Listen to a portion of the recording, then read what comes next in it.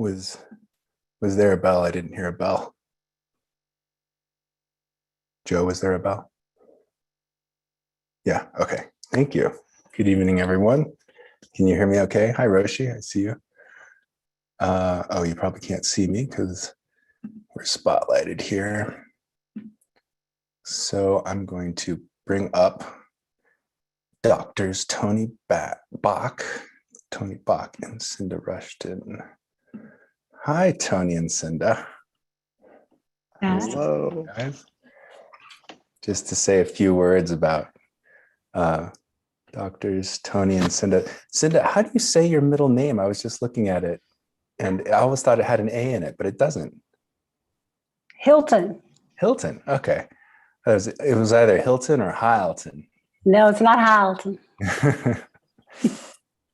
So to say a couple words about these wonderful friends who are also such accomplished and what can I say, bodhisattvas in the world.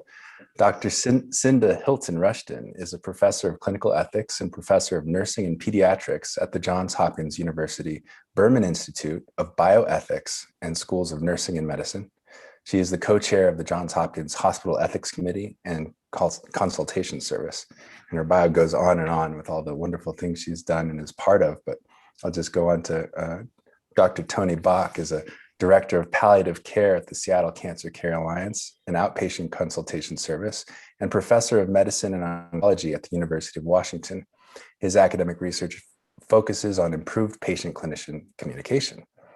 He's also head of the gastrointestinal oncology practice in the Seattle area and an affiliate member of the Fred Hutch Cancer Research Center.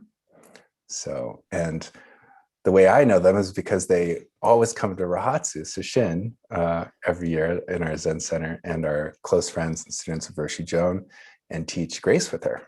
And so I really look forward to hearing about your wonderful teachings. Thank you. Thank you. You know what, I'm going to just say hello and say how wonderful it is to be here with you all, even virtually. And even though I'm going to start, I wondered, Cynda, if you wanted just a chance to say hello. I am always delighted to be with Tony and Roshi and our whole Upaya Sangha. I think the thing I'd like to start with is actually a pause. And an opportunity to really reflect on the year that we've all lived through, and in particular, those people who have died as a result of COVID, including our colleagues. And just to begin there. Yeah. Thank you, Cynda.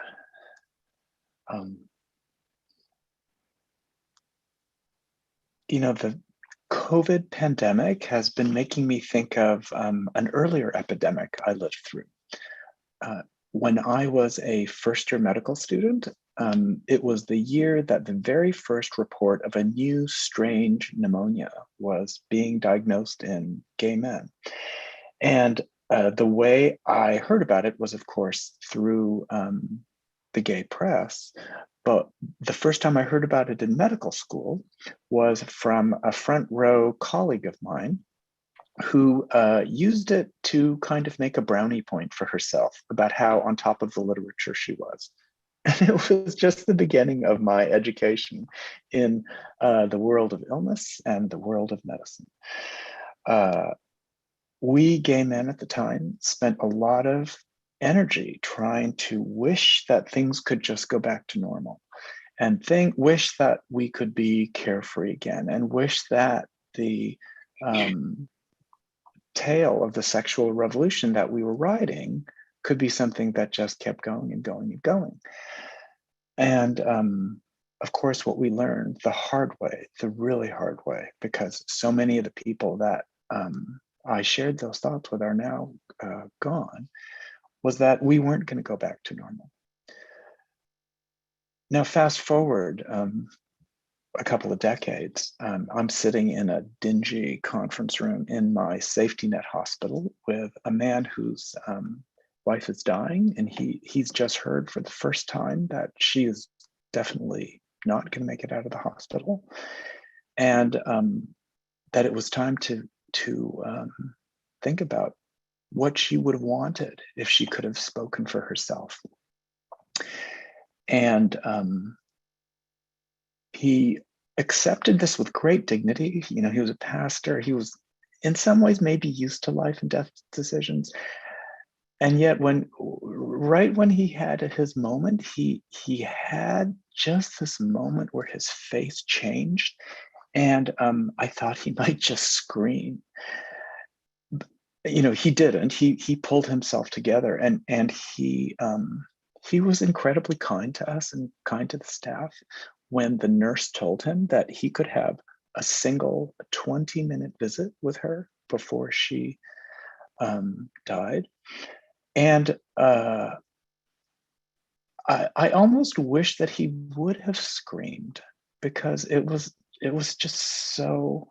just seems so horrible. I mean, the loss of not being able to give him what seems like a kind of basic dignity just seemed really, really, really wrenching and really, really horrible.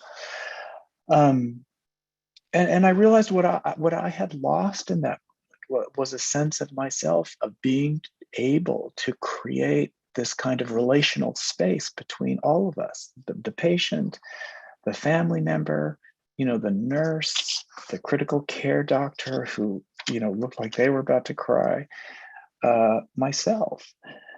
And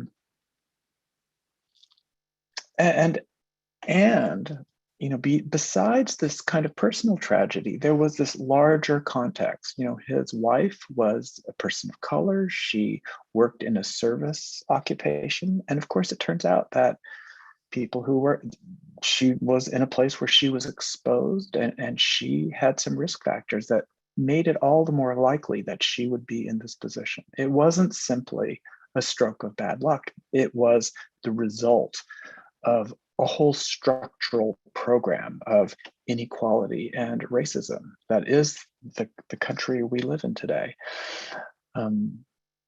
You know, for those of you, and I know there are clinicians out there, so hello to you, who follow this. You know, The Lancet, one of the top medical journals in the world, published a policy report today about the effect of the Trump administration on health in the US. And it is a stunning account of how these structural inequalities have led to mass death. I mean, even before the COVID epidemic, they point out that the rollback of the environmental protections probably led to, or not probably, surely led to at least 22,000 extra deaths in the United States before COVID. And then, of course, with COVID, you know, we are facing an excess of deaths that is far in excess of any G7 country. And so, you know, the scope of this just feels so big. It makes me, you know, feel helpless. And you know, what I have had to realize is that, in a way, it is time for a reckoning. It is time for a reckoning in how we live in our society, how we live with each other and care for each other, and how we live with ourselves. And some of the lessons I've learned are about how to lose all these different things and different people, how to lose what I thought was a kind of bedrock of the work I do, and how the institutions, even science, that I have relied upon, can be shaky and subject to, you know, all kinds of political and social craziness, right? And then finally, there's a way in which, you know, I'm complicit. I can, as I see what is happening with this new awareness of how structural inequality lives in this country, I can see that I have both been on the upside of this, and I have been on the downside of it. And it has made me really think about the structures that I'm in. What I can say about this as a palliative care doctor is that I feel like right now we are swimming in this kind of sea of losses and grief. And many of the things we've lost are big, but many of them are very small. And these small, unacknowledged, small and big, unacknowledged and unnamed losses are, what Ken Doka called disenfranchised grief. It's grief that you don't really feel like you can talk about because it feels too, I don't know, just doesn't feel right. And there are all these little losses that I feel like, boy, I shouldn't even mention because, I'm pretty privileged and I'm pretty lucky and I'm doing okay. And yet when I really stop and think and take the pause that Cynda suggested, there are a bunch of things that I feel really acutely. Even being here with you, it reminds me of the my own the fact that I can't be at Upaya in the Zendo, feeling that bell right into my bones. When I come to Rahatsu, I am often staying in the little temple, and at night I have to put on a t-shirt and go outside to go to the bathroom, and it's super cold. It's cold enough to make me swear, and I won't do that because Roshi has enjoined me to make this family friendly. But I'll swear because it's so cold, and then I look up and the stars will just be stunning, right? And it puts me right on this planet in a certain way that is incredibly grounding for me. The shock of that cold, that I can feel right through my feet, those stones. So beautiful and so freezing. It reminds me of the teaching Roshi gives us about paying attention to the levels of the body, the heart, the intellect. And it is so easy for us right now to spin off through the intellect into the things we coulda, woulda, shoulda done. Even to lose ourselves in the huge emotions that are swirling around us, that it has really forced me to recognize the wisdom of the body. And the latest kind of research on the body really is showing us that our bodies are regulating us and regulating our emotions, regulating our intellect in ways that are invisible and largely imperceptible. That our body regulates us in ways that are largely out of view of the conscious mind. And so when we talk about how we can get back to some kind of normal, the new normal, I'm going to suggest that it starts with each of us coming back to the body and how the body is experiencing those little losses, because they're easier to do right now. And then, of course, there's the big losses, which are another matter for the body. And so you may notice even now in your body where these things are hitting you, where these things are palpable, visible, feelable. They may be that feeling that you want to swear, that tear, or actually even just feeling numb or feeling a little bit frozen. And as hard as those things are, because we all wish we would be more equanimous, more agile, more like Pinterest, worthy, more Instagrammable. Those places of where we are now and all those kind of messy things about the body, I think are the beginning of the pathway towards whatever we're going to come to, because we are in this kind of in the middle of a rite of passage, right? Roshi has pointed this out to us. And that middle phase of being in a rite of passage is a phase in which you are stripped of many of the things that you thought defined the person that you were, defined your place in society, defined what you could aspire to. And the thing that those rites of passage teach us is that there is an ending to them. These are phases, and yet those endings require a kind of reinterpretation of where we are in our place in the world. So my task had been to sort of set up what are we all experiencing here, aside from, some of the specific things we have learned in our work. And I'm going to hand it over to Cynda for a middle part of this, to pick up on this and take this into maybe the body of integrity, or the body of something else that she will help us with. So thank you, Cynda, and I'm sorry that I can't be there and give you a hug, because I feel a little hug deficient right now. Yes. But anyway, there you are. Thank you, Tony. Gosh, what have we learned? When I think about that from this last year and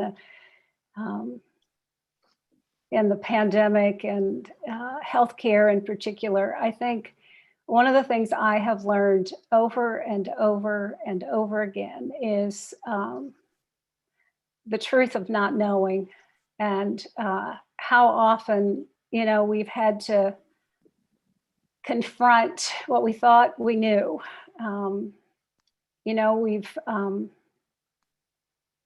We've had to learn over and over again how the limits of our technology and our treatments.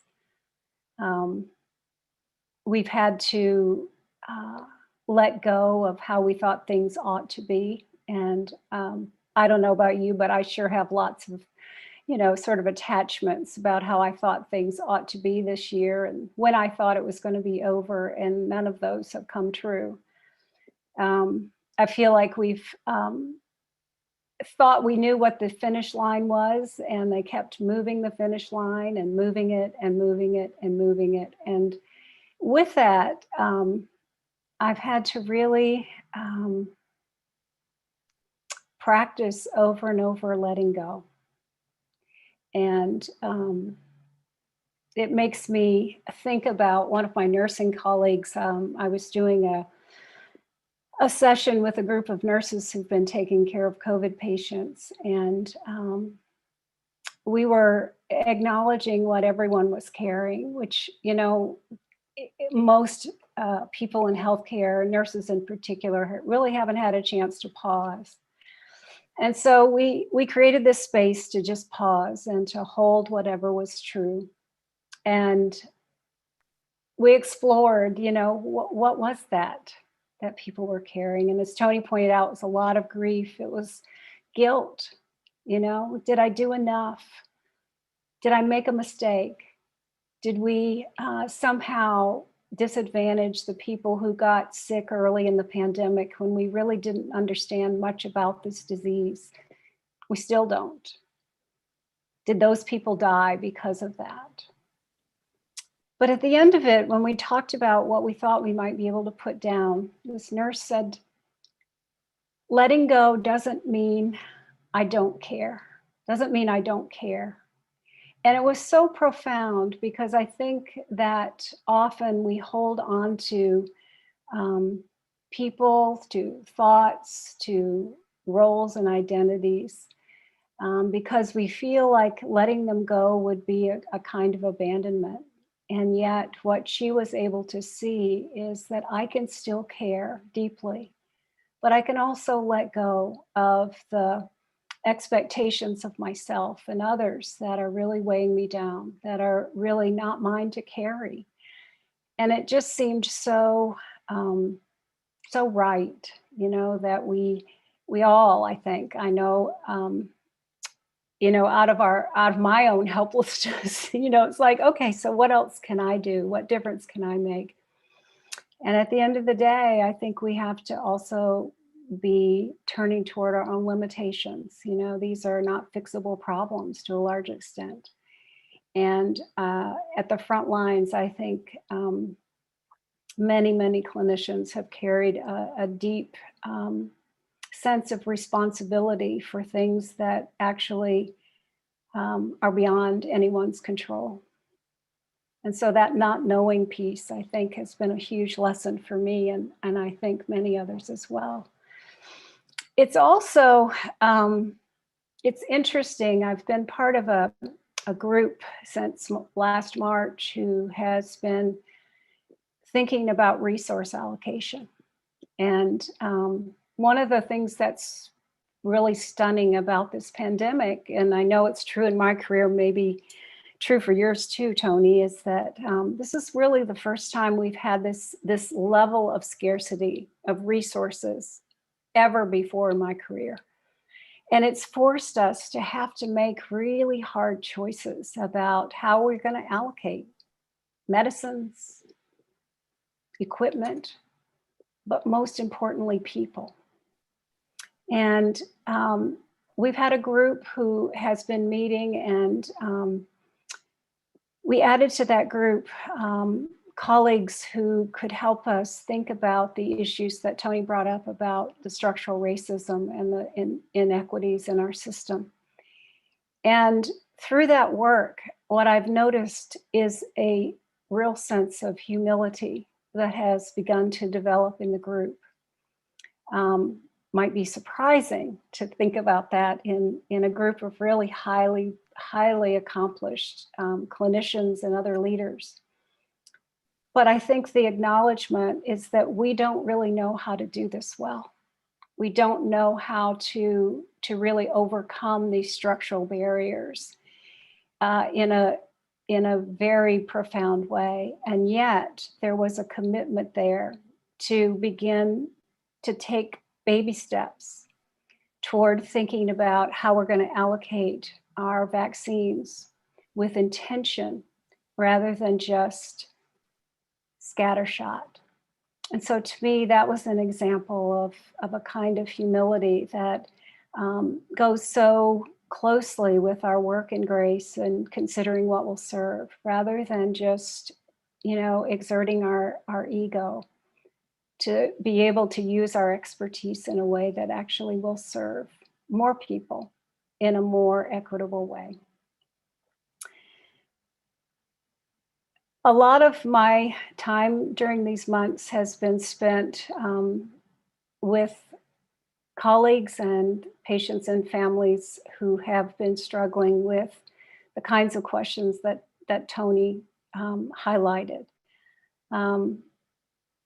My clinician colleagues have experienced a lot of moral distress around situations where they really knew what they would be doing in other situations, but couldn't in this circumstance because of the constraints that were present.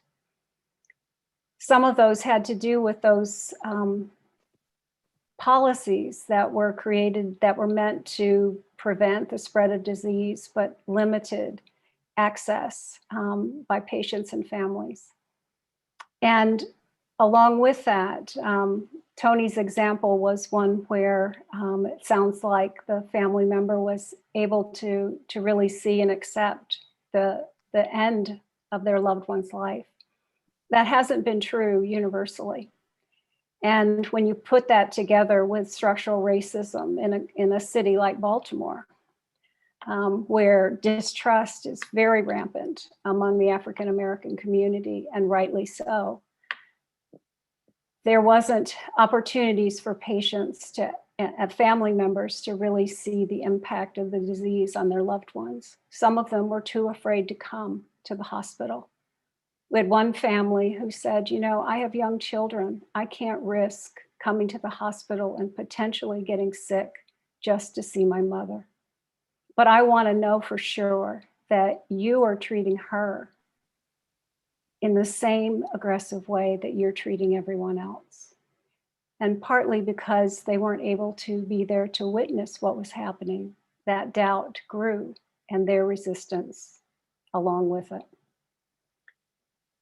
We've also, I think, seen what we've come to realize is a real pervasive dimension of moral suffering, of moral injury.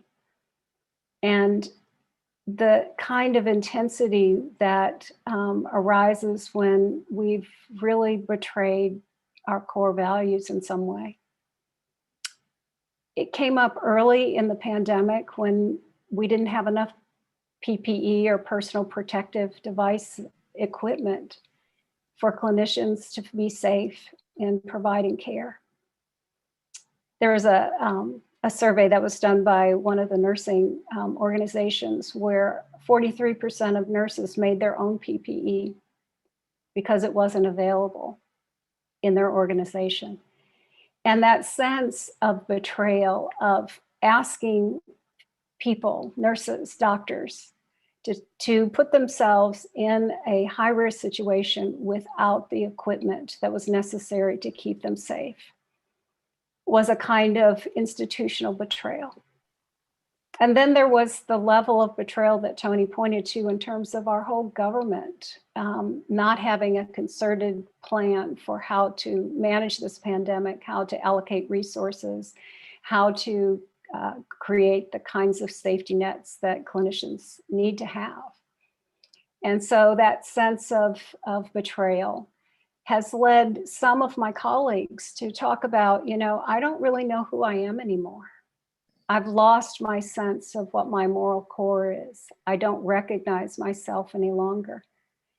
And that sense of violation, I think, has really left a scar for many, many clinicians. And I think it's something that it will take a very long time for us to understand and for us to heal. At the same time, I have witnessed so many acts of compassion and integrity and courage. And as a nurse, I have seen nurses step into the void to meet the needs of patients in ways that have been innovative, that have been truly beneficial to people in this really challenging situation. I think of my colleague, Kathleen, who is a ICU nurse in San Francisco. Nurses are there 24/7. And unlike other professions, nurses don't get to opt out. They don't get to turn away from the patient's sufferings or their needs. They're there and they stay again and again and again, despite the risk, despite the exhaustion, despite their own suffering.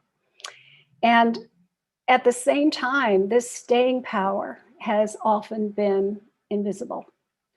And so when I think about this pandemic, I feel like the pandemic has also created an opportunity to bring the contributions of nurses out of the shadows into the light, because it has been clear that nurses have really carried a very significant, both burden, but a significant contribution. And I think that has really been over and over again an example of that kind of staying power. So when I think about what's gotten me through, it truly has been practice. And I know this weekend we're going to be teaching about grace, but the process of actually embodying and using the tools of grace are tools that I reach for every single day. The idea of how we can actually gather ourselves when many times I feel so distracted and discombobulated, and just in a few breaths, I can reorient. I always find being able to reconnect to why I'm here is one of the resources that I go back to over and over and over again. When I start a consult, I'll often take a breath and sort of drop back into why am I really here? And then a tuning in, that tuning into ourselves and tuning into others, which has become very complicated in the Zoom world. It's not the same as sitting across from someone and really being able to fully take in the other person. But yet there's still wisdom there. And the other parts of grace, the considering what will serve, that's one that I go back to a lot as well, because I find that when I think I know the answer is when I need to keep asking more questions and thinking more about what will serve than what I may have imagined might have been the right answer. And then how do you go from that to action? And I think that grounding in our values and in our sense of service, for me, has really carried me through this pandemic.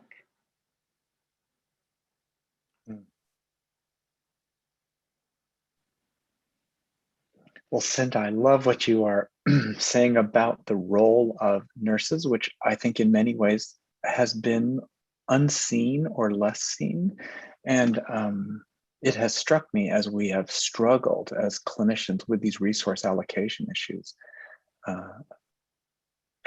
was with a group in a large medical center in the US that was trying to learn about how to communicate about resource allocation. And so they asked me to come and consult on how do you actually say this to a person.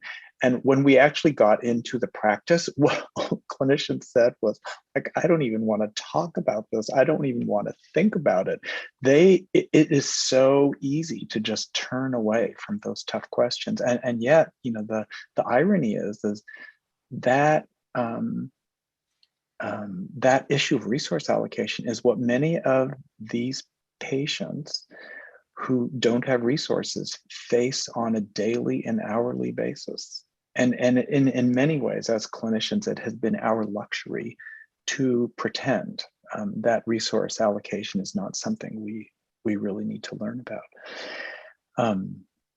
And so the thing that I have really been adding to my grace practice, not adding, but deepening, is this piece about the grounding in my attention.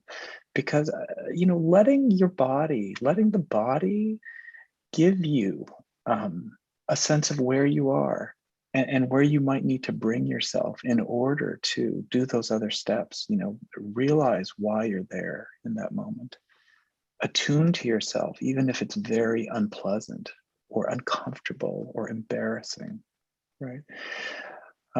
Considering what might serve, and as you do that, dropping all our self-defensive, self-protective tactics. Like, I'm the master at self-protection, right? That's what I've come to realize, right? And having those things not be so in the foreground is feels a little naked and can feel a little raw. It's like that. It's like when I'm out there in the cold thinking I've got to go pee, and it's like freezing, and I think, wow, this is not very comfortable. And yet there is this moment of looking up at the stars and realizing there's something else up there. The way we hold these issues, our capacity to notice what's happening in our bodies in the moment or even later, our capacity to hold the enormity of the emotion and the hurt that is out there right now. Our capacity to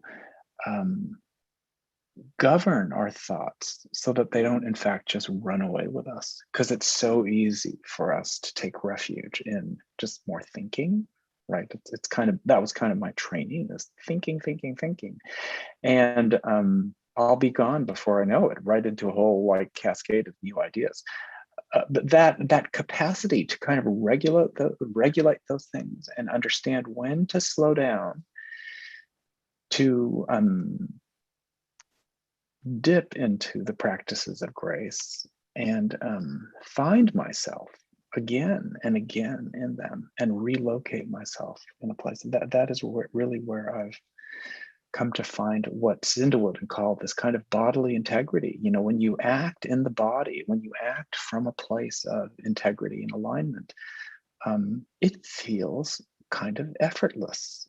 Like not in the sense of it's not work sometimes, but it doesn't feel like the same kind of old grind, right? It doesn't feel like there's this heaviness about it. And that is one of the things that I have come to use as a kind of measure within my own body about whether I'm on the right track, right? Does it feel like this is aligned? Does it feel like it's going in a way that has tapped into everything that's around me, everything that I have in that moment, and realistically not trying to do the things I don't have, right? Or I'm not in shape to do at that moment. Like, you know, for all of you out there, because I know that you are compassion givers, you're change makers, you're people who aspire to a kind of world where we could be, you know, interconnected and grounded and collaborative. I mean, in many ways, the scarcest resource is you, right? It's not the PPE. Like and it's not to say we need PPE, but actually what we really need is you. We need you to bring yourselves into all these moments, because I think that is how we will find the path forward. I was watching a video on the New York Times website today, a little teeny documentary by an artist named Neil Goldberg, who during the era of AIDS, just to come back to that, was a single guy in the East Village, going to parties all night and trying to figure out what the hell was happening. And as AIDS hit, what he realized was that every morning as he walked down the street, shopkeepers would push up the metal grates in front of their shops that protected them. And that act of pushing the grates up in itself was an act of a kind of optimism to get ready for the next day. And, you know, they'd find their feet, grab the thing, get ready for the day and push, right?